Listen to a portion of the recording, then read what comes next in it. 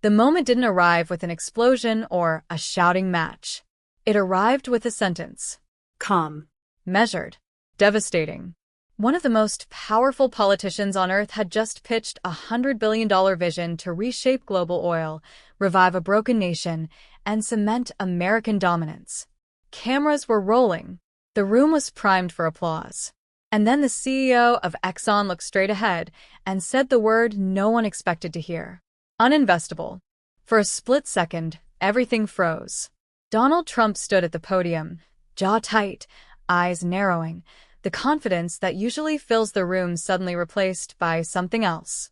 Surprise. Irritation. Control slipping. This wasn't a protester yelling from the back. This wasn't a partisan attack. This was corporate America's most powerful oil executive rejecting the crown jewel of Trump's energy agenda in real time. Reporters glanced at each other. Pens paused midair. Phones vibrated as headlines began writing themselves before the sentence had even finished echoing. Social feeds ignited instantly. Clips replayed. Screenshots spread. Exxon CEO calls Venezuela uninvestable. Trump stunned. $100 billion plan hits a wall. The internet could feel it. This wasn't just news. It was rupture. On one side stood Trump, selling a promise as old as America itself. Power. Prosperity. Jobs. Control of destiny. On the other stood a CEO who wasn't elected, wasn't campaigning, and didn't need applause. He wasn't attacking Trump personally. That's what made it worse. He was rejecting the fantasy behind the promise. And in doing so, he exposed something far more dangerous than disagreement. He exposed doubt. This wasn't policy debate. It was authority colliding with reality. A president used to bending institutions was suddenly facing a wall that couldn't be tweeted away or shouted down. Because markets don't clap. Balance sheets don't chant. And oil executives don't gamble shareholder money on patriotic slogans. In that quiet, the promise was breathtaking on the surface, almost mythic. $100 billion poured into a nation rich with the largest oil reserves on Earth, a collapsed industry resurrected, pipelines roaring back to life, tankers bound for American shores, gas pumps humming cheaper, and America, once again, an undisputed energy empire. In the East Room of the White House, Donald Trump stood tall, voice booming with certainty, painting it as destiny. Rebuild Venezuela. Restore American energy dominance. Lower prices. Secure our future. For many Americans still haunted by price spikes, global instability, and the fear of running out of affordable energy, this sounded like a clarion call, an infusion of hope and swagger. It was more than economics, it was national identity. Energy independence isn't just strategy, Trump intoned. It's freedom. Millions nodded along online, sharing clips, hashtags buzzing, confident that this would be the next great American comeback story, an epic of resurgence and might. To his supporters, it felt like a collision of bold leadership and unchained ambition. The kind of vision that defined eras. The kind of vision that could make Americans, once again, the masters of their own fate in a world that too often demanded deference.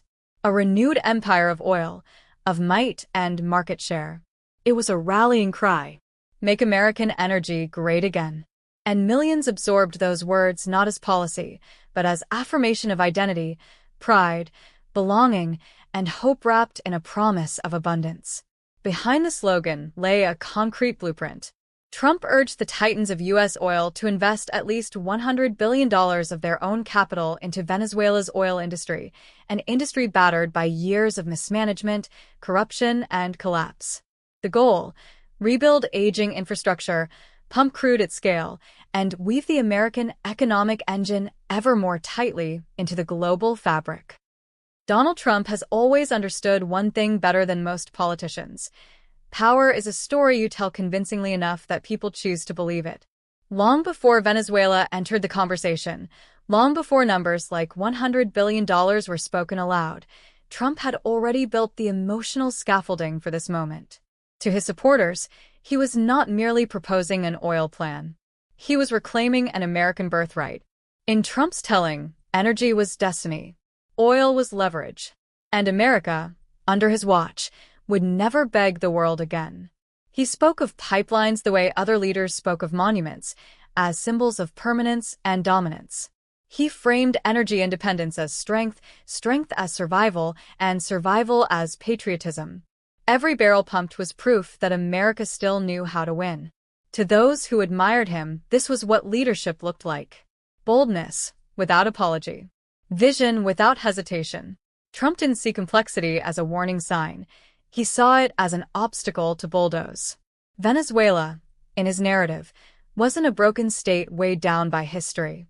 It was a dormant asset waiting for American confidence to wake it up. All it needed, he insisted, was the right dealmaker. He promised security where others saw chaos. He assured investors that America's influence would shield them, that contracts would be honored, that risk could be managed through sheer will and negotiation. He spoke as if stability could be summoned by declaration. As if decades of nationalization, legal battles, and corporate losses could be erased with a handshake and a flag planted firmly in the ground. The rhetoric was intoxicating. Trump painted himself as the architect of a new oil empire, one that would stretch beyond borders and outmaneuver rivals. China, Russia, OPEC, none of them, he implied, would be able to compete with an America that finally unleashed its full energy might. Gas prices would fall. Darren Woods does not look like a man built for drama. No teatrix. No eslogans. No instinct for applause. That is precisely why his presence in that room mattered more than anyone else's. While politicians come and go, while administrations rise and fall, Woods is a product of something far slower and far less forgiving: institutional memory. He did not arrive at Exxon through charisma or celebrity. He arrived through decades of quiet progression, step by step, spreadsheet by spreadsheet. A career lifer. An engineer by training. A manager forged inside a company that measures time not in election cycles, but in billion-dollar projects that take decades to pay off. In Exxon's world, mistakes don't fade with the next news cycle. They sit on balance sheets for generations.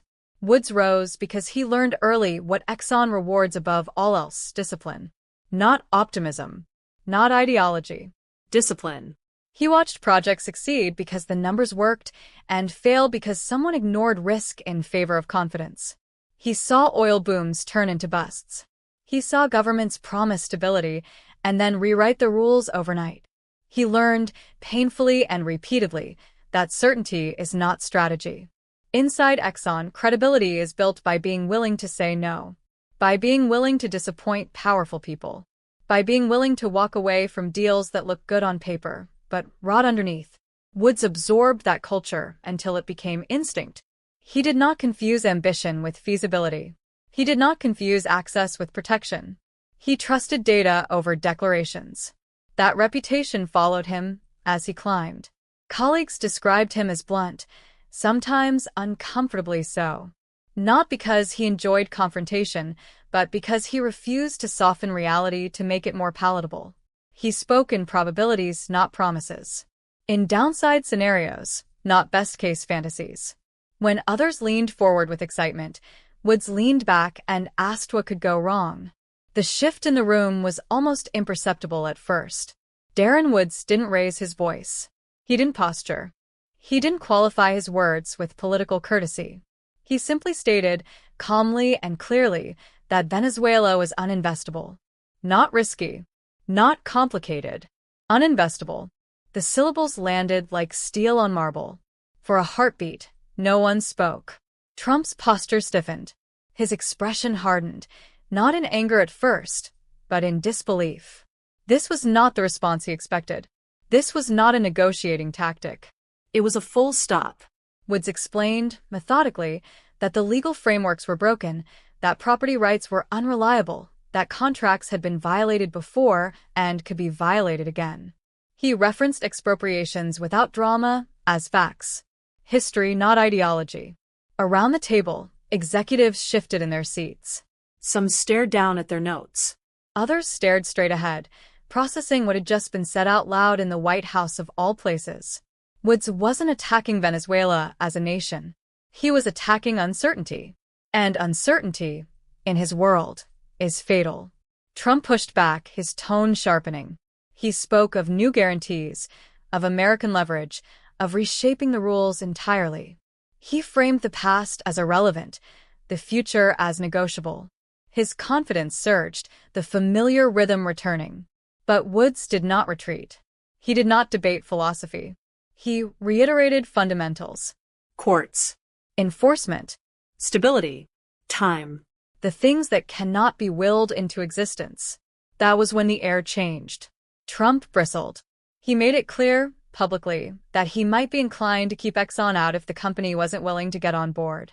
It was a warning wrapped in bravado, a reminder of power, the kind of statement meant to reassert dominance in a room where it had just been challenged. Cameras caught it. Reporters scribbled faster. Darren Woods didn't just walk into that White House meeting carrying a binder of numbers.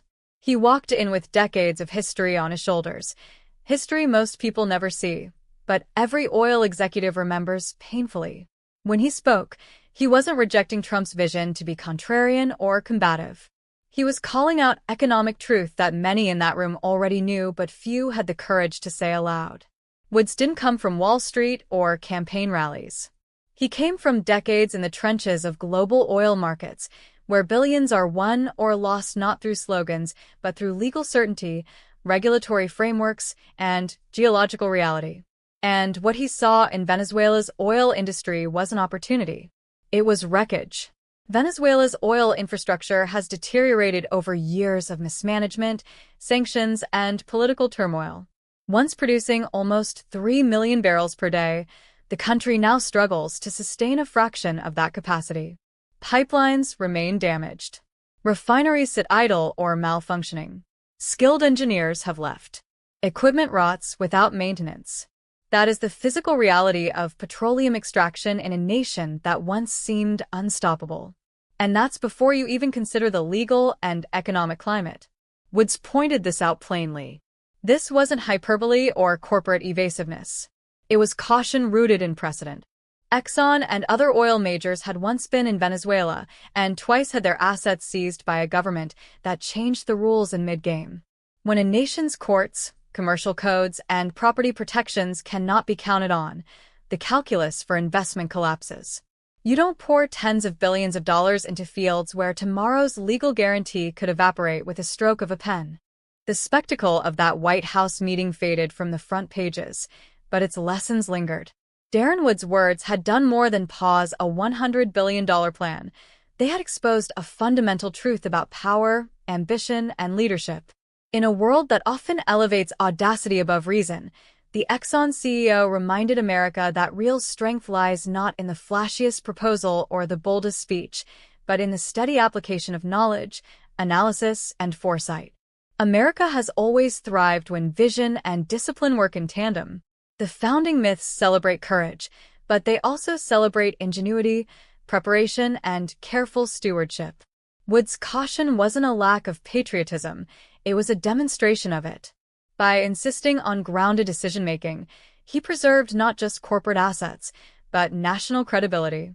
Bold ideas without a foundation can inspire headlines, but they rarely endure. Stability and structure, when paired with ambition, create lasting impact. The cautionary tale extends beyond oil or corporate strategy. Leaders across every sector, political, business, and social, face the temptation to equate confidence with correctness. Trump's Venezuela plan dazzled with possibility, painting a portrait of American resurgence that stirred pride and hope.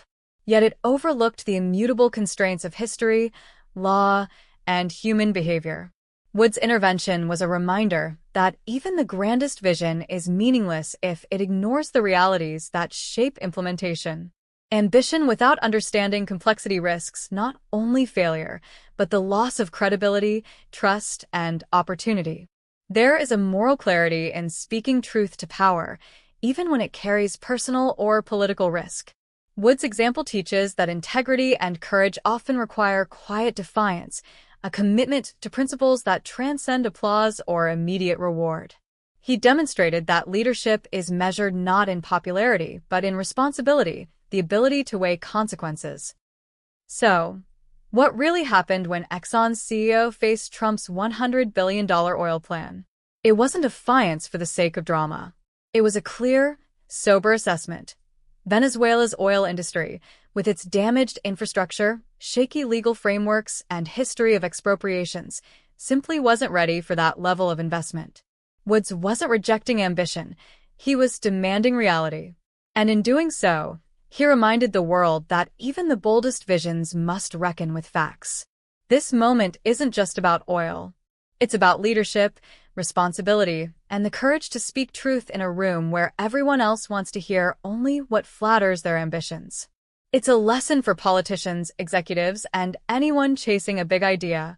Excitement alone cannot replace preparation, accountability, and prudence. Now, we want to hear from you. Was Wood's pushback a necessary dose of reality, or a missed opportunity to seize a historic moment? How should leaders balance vision with practical constraints? Share your thoughts in the comments, spark a debate, and let's explore what true leadership looks like in the 21st century. If this story made you rethink power, ambition, or responsibility, hit that like button, subscribe for more deep dives into moments that shape our world, and turn on notifications so you never miss the conversation. Share this video with friends who love politics, business, or the lessons hidden in real-life drama. Because here's the truth, the loudest voice isn't always the one that matters. Sometimes, the quietest, most measured words carry the most weight. Truth isn't always loud, but when it speaks, the world listens.